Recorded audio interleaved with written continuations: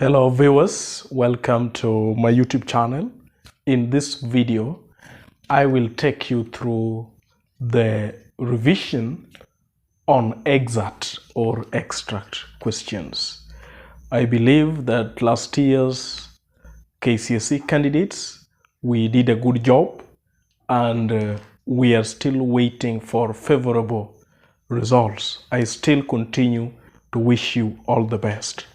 For this year's KCSE candidates, the year 2023, I would want to assure you that we are starting very strong and early enough.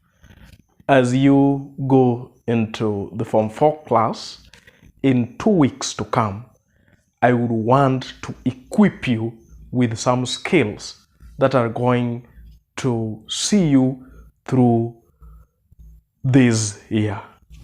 So the first is the list is I want to take you through how to answer excerpt or extract questions. This year, the text that is going to be tested in this area is Henrik Ibsen's A Doll's House.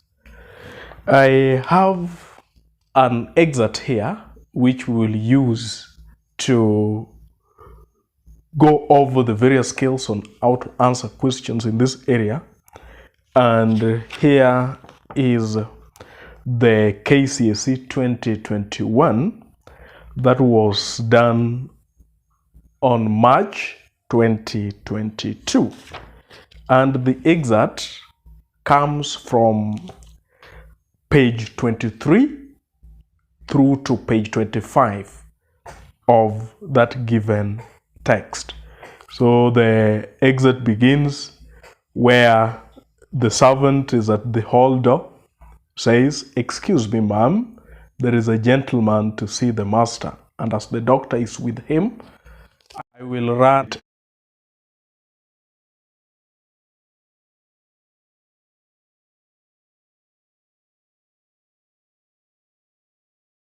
However wretched I may feel, I want to prolong the agony as long as possible. The first question here is that the candidate is expected to briefly explain what has just happened before this excerpt. So that is always a plot question that is always going to be tested here. So the plot question here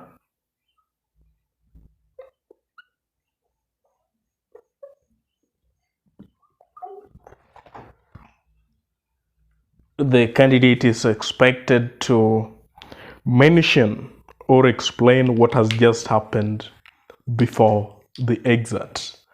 And in answering this question, the candidate should come up with major events or occurrences precede the excerpt. So number one, Laura tells Mrs. Lind her secret. And her secret is that her husband Torvald, sensing no element of promotion at his workplace, left his job. On leaving his job, he overworked himself and in the process became dreadfully ill. The doctors advised that he be taken to the south in Italy for treatment. Nora then tried entreaties and all pleasantries to convince her husband, Torvald, to borrow money to support and enable their journey to the south to no avail. So she then borrowed money behind her husband's back, and her husband, up to this point, knows that the money was procured through the guarantee of his father-in-law, that is Nora's papa. Nora states to Mrs. Lind that the repayment of such a loan has been from her necessaries of life. She says that Torvald must have a good table, her children must be shabbily dressed, so whatever repayment that she makes on the basis of quarterly interest and such things has been from her necessary of life. Nora again details the sacrifices that she's been making in order to repay the loan. That is, that she has been coping and writing late into the night. Nora also tells Mrs. Lind that at times she has been at her wit's end. Sometimes she sits there wondering and imagining that a rich man fell in love with her and that the rich man died, and on his will is written that my dear Mrs. Nora Helmer is to be given all my inheritance in cash. Nora tells Mrs. Lind that she is now free from all care because her husband Torvald has been appointed the manager at the bank, and now that rich old man can stay wherever he is. So that is always the first question, the plot question. Sometimes the candidate may be expected to explain what happens immediately before the exit, like in this case, or explain what happens immediately after the exit. In other cases, the question can be framed as place the exit in its immediate context. In that event, the candidate will give points, firstly, for what happens before, and then later on for what happens after. But this was specific to what happens immediately before. Another question. Nora says, what do you want to see my husband about? From your knowledge of the play, why is Nora afraid of Krogstad seeing Helmer? That is another plot question. It also tests on the candidate's understanding of the plot of the text. In answering this question, the candidate must be well abreast with the goings on of the text. And the background information, the candidate needs to know that Nora's husband Torvald left his previous job for there being no prospect of promotion. He had to make money anyway. So he overworked himself and became dreadfully ill. The doctors advised that he be taken to the south in Italy for treatment. So Nora borrowed money, 250 pounds from Krogstad. And in borrowing the money, Nora committed a forgery. There was a bond that Krogstad drew up in lending the money to Nora. And in the bond, Nora's papa was to sign. So the signature on the bond has been dated 2nd of October, yet Nora's papa died on the 29th of September. That is a discrepancy. So at this point, Nora fears that a conversation that can ensue between Krogstad and Helmer can expose that discrepancy and forgery. And again, that she fears that Krogstad can also tell Helmer that she borrowed the 250 pounds behind Helmer's back, something that is unheard of in this society. For in this society, a woman cannot borrow money without the husband's consent. Viewers, as we go on with this video, allow me to ask those who are new here to kindly hit onto that subscribe button so that anytime we produce a video like this, YouTube will automatically notify you. Again, to those who have subscribed to the channel, thank you very much, and let us continue being here. Question 3. The candidate is expected to identify and explain any 2 instances of irony in the excerpt.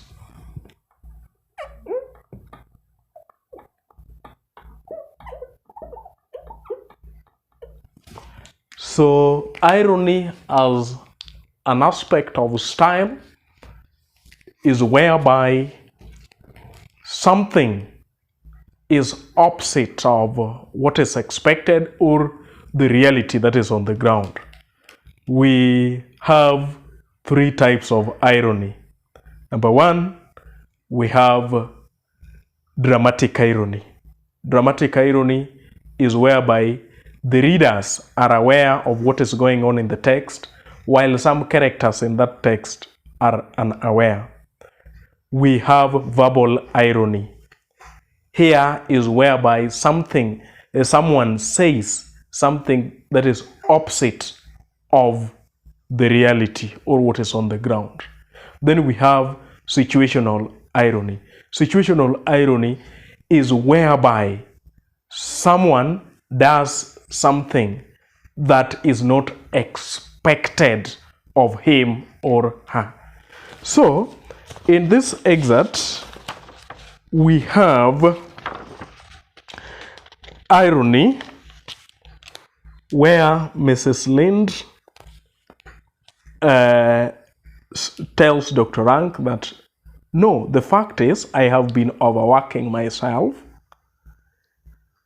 And then Rank says, nothing more than that. Then I suppose you have come to town to amuse yourself with our entertainments. Then Mrs. Lind says, I have come to look for work. Then Rank says, is that a good cure for overwork?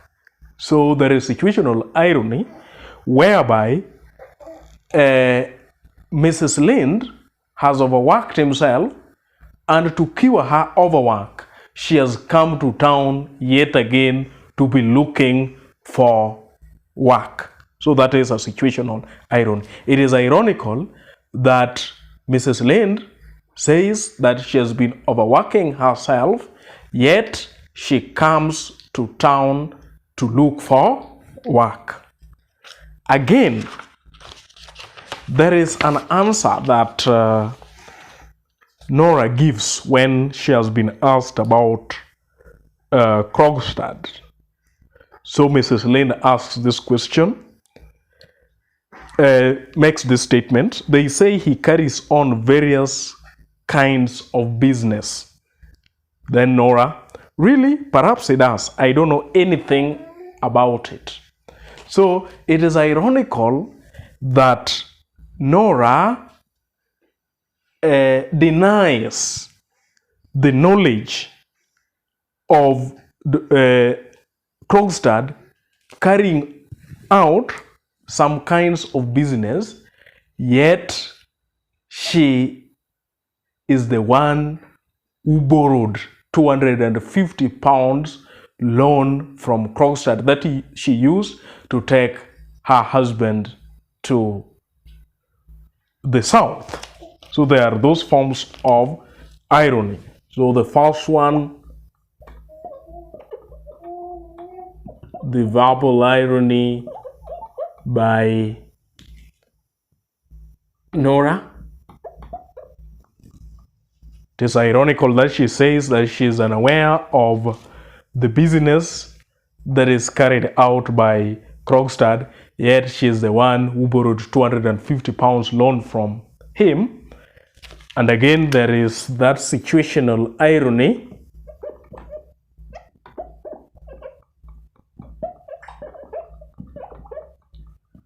as seen in Mrs. Lind. Mrs. Lind claims to have overworked herself and has again come to town to look for work.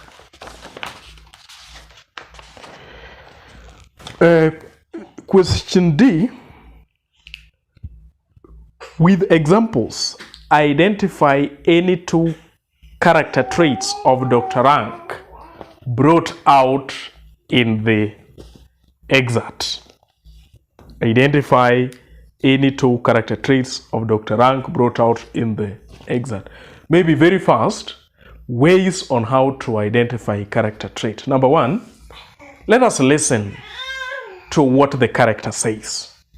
So, listen to what the character says. Read the words of the character. Number two, hear out what other characters say about the said character. Number three, look at what the character does. And in a play, we can gather this from the stage directions that are normally bracketed. If there is a given stage direction that has been given to describe what the character does, then you can use that to arrive at the character trait. So I have highlighted some of the statements that have been made by this character here, Dr. Rank, whom we've been asked about. Shortly, I'll show you some of them.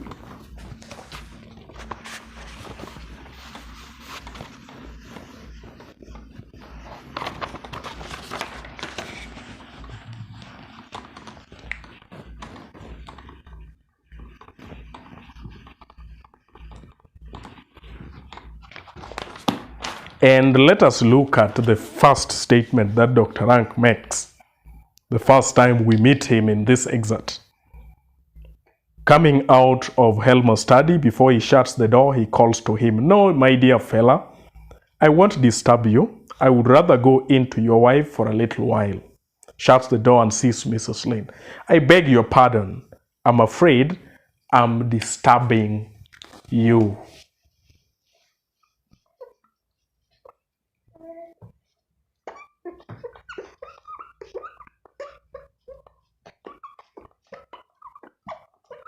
From that statement, Dr. Rank appears courteous. On the arrival of Krogstad to Helmer's study, he sees it wise to leave for them some space so that they can discuss whatever there is.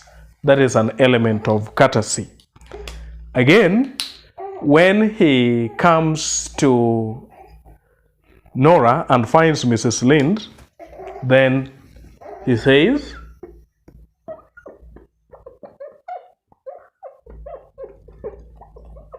"I beg your pardon. I am afraid I'm disturbing you." So that shows courtesy, that he is courteous. Again, Dr. Rank, at the second instance of conversation, says, "I have often heard Mrs. Lind's name mentioned here. I think I passed you on the stairs when I arrived, Mrs. Lind." Later on, it comes out that Dr. Rank is only trying to appear agreeable at this point. And Mrs. Lind later on asks if Nora has mentioned her name to Dr. Rank. So it appears that the statement that he's making here is just that of trying to appear agreeable. So someone who always says something in an attempt to appear agreeable, just saying something for the sake of pleasing others, we give the character trait obscures. So the illustration on the second instance of conversation brings him out as obscures. Again, Dr. Rank seems to be asking a lot of questions. I think I passed you on the stairs when I arrived, Mrs. Lind. He asks Mrs. Lind that question. Some slight internal weakness? Nothing more than that? Then I suppose you have come to town to amuse yourself with our entertainments. Is that a good cure for overwork? So, the asking of many questions brings Dr. Rank as inquisitive.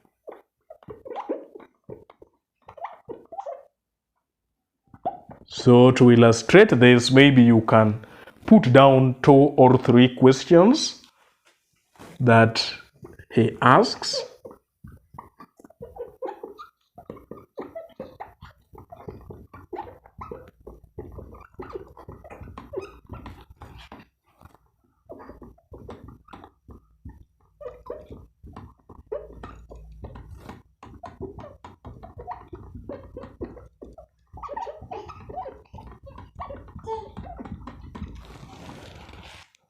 Then again, the last instance of Dr. Rank's watch, he says, certainly, however wretched I may feel, I want to prolong the agony as long as possible. So, he is pessimistic. He says, however wretched I feel. That same instance of dialogue or conversation from Dr. Rank can also be used to bring about his judgmental nature. He is judgmental. He says that all my patients are like that, and so are those who are morally deceased. One of them, and a bad case too, is at this very moment with Helma. So makes judgment that Krogstad is morally deceased.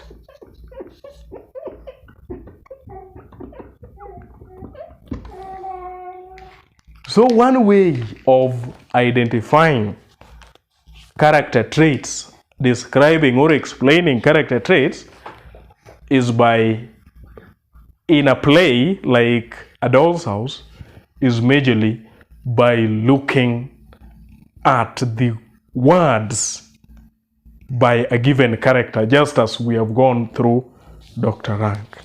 So what the traits that were required were just 2 with explanations. Another question: identify 2 characters in this excerpt who can be described as morally deceased and say why. So that is the 5th question.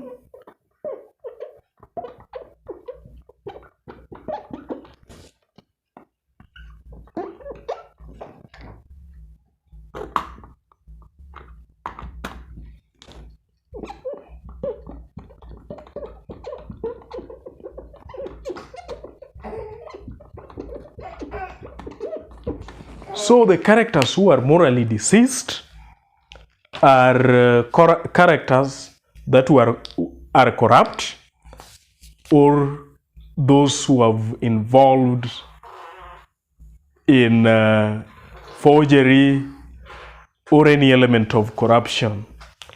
So one of them is Krogstad. So from other parts of the text, we realize that Krogstad himself says that at one point he was guilty of indiscretion. At this point, Dr. Rank has also said that he is morally deceased. When Nora asks Torvald later what this Krogstad did, Torvald answers by saying that he forged someone's name.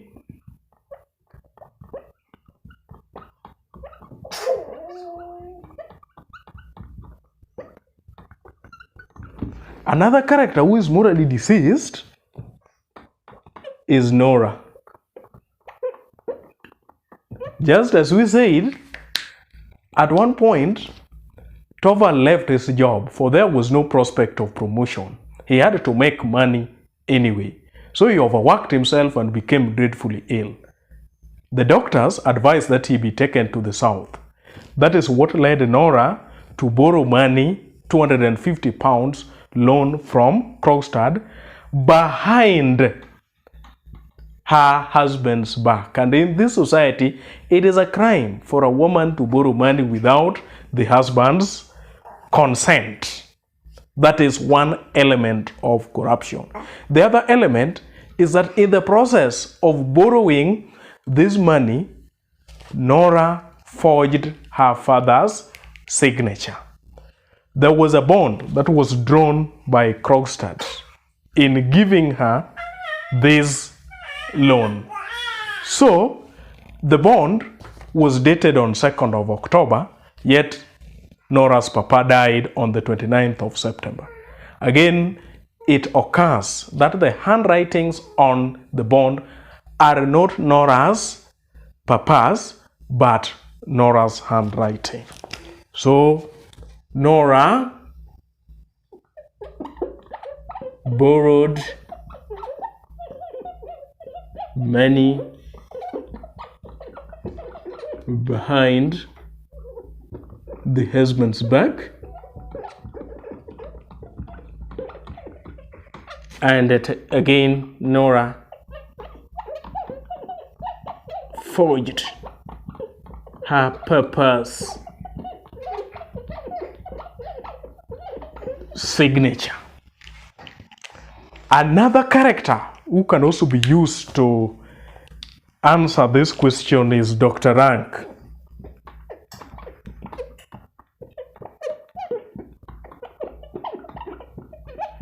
Dr. Rank, an intimate friend of Helmer's and an acquaintance of the Helmers, later on confesses his love for Nora, who is Torvald's wife.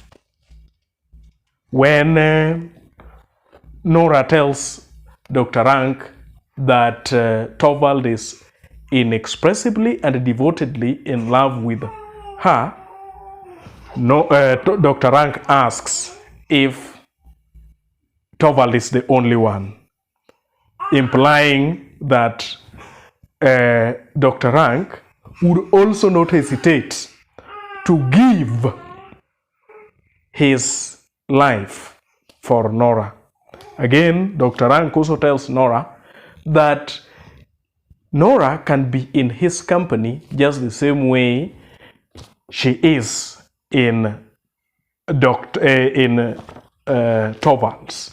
So Dr. Rank is morally deceased when he confesses his love for Nora. The last question. The candidate is expected to explain the meaning of each of the following expressions as used in the excerpt. And the first one is small post. Another expression is greatly altered. And then lastly, dry business matters.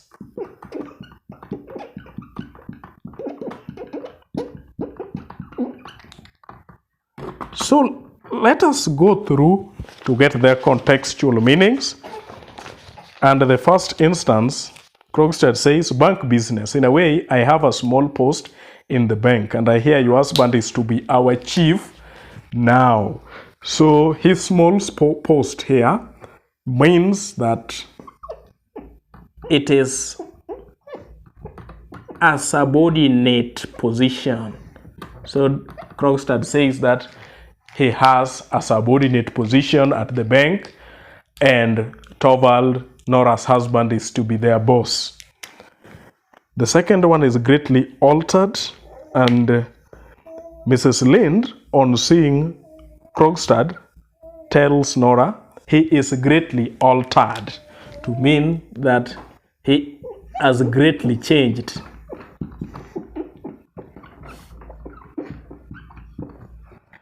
Lastly, when Nora asks Krogstad why he has visited the Helmers, he says that nothing but dry business matters. Mrs. Helmer, absolutely nothing else. So he says that he only official issues. He has come to discuss only official issues with Helmer. So viewers, that brings us to the end of this study. I'll still be doing more studies on various topics that are going to prepare you for the KCSE 2023. We are all go, and we believe that this year we are going to prepare adequately for the Kenya Certificate of Secondary Education. Thank you.